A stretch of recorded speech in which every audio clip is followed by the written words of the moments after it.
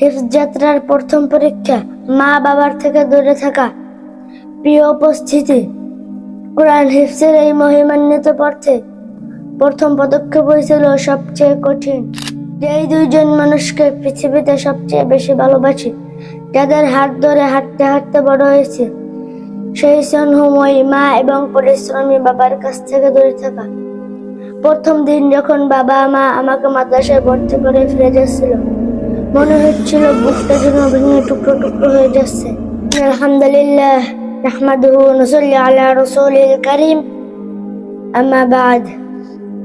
সম্মানিত উপস্থিতি, বক্তব্যের প্রথমে করুণাময় আল্লাহর কাছে অশেষ শুকরিয়া আদায় করেছি, যিনি আমাদের মতো ছোট ছোট শিক্ষার্থীদের কোরআনের হিফজ করার মতো মহা সৌভাগ্য দান করেছেন। সকলে বলুন আলহামদুলিল্লাহ।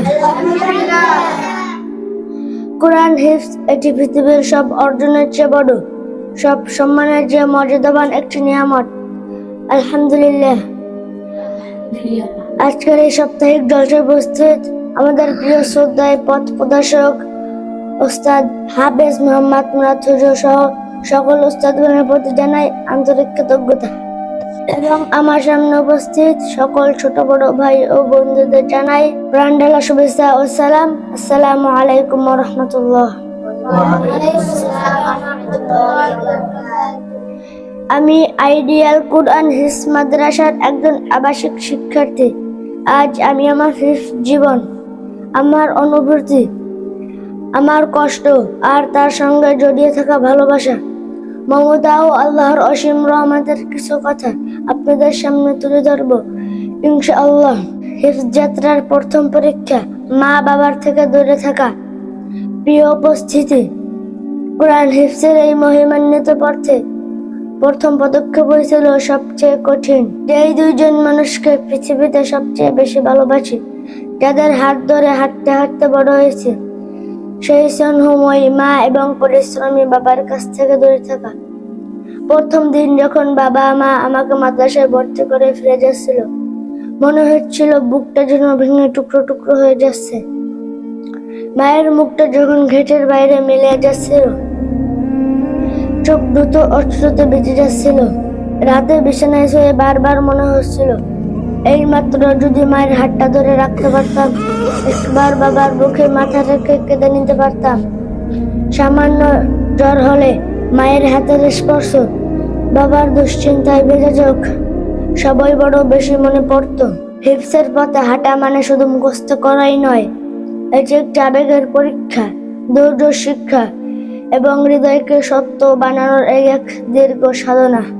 মাদ্রাসা শুধু প্রতিষ্ঠান নয়, এটি আমাদের দ্বিতীয় পরিবার। আলহামদুলিল্লাহ, আমার মাদ্রাসা আইডিয়াল কুরআন হিফজ মাদ্রাসা শুধু একটি ভবন নয়, এটি আমাদের ভালোবাসার ঘর, নিরাপত্তার আশ্রয় এবং মা বাবার পর সবচেয়ে আপন মানুষদের পরিবার।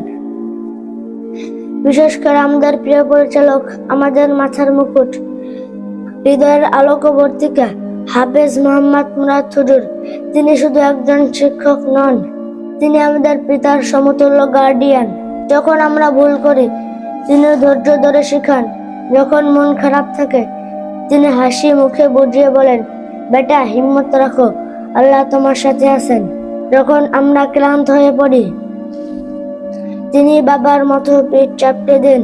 যখন অসুস্থ হয়ে পড়ি, তিনি নিজের বিশ্রাম ত্যাগ করে সন্তানের মতো খুঁটিনাটি খেয়াল রাখেন।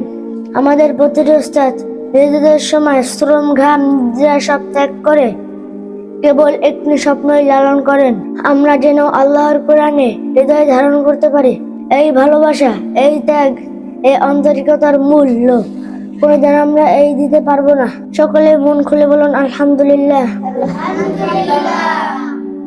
প্রিয় সভাপতি বন্ধুরা, আজই আমরা সবাই এই একসাথে প্রতিজ্ঞা করছি, আমরা ওস্তাদের সব কষ্টের মূল্য দিতে চেষ্টা করব,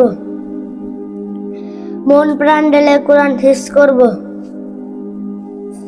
আমাদের চরিত্র, আচরণ, আখলাক সবকিছু কোরআনের আলোয় সাজাবো। আমরা হব সত্যিকার হাফেজ, যারা নিজেদের জীবনে কোরআনের শিক্ষা বাস্তবায়ন করবে।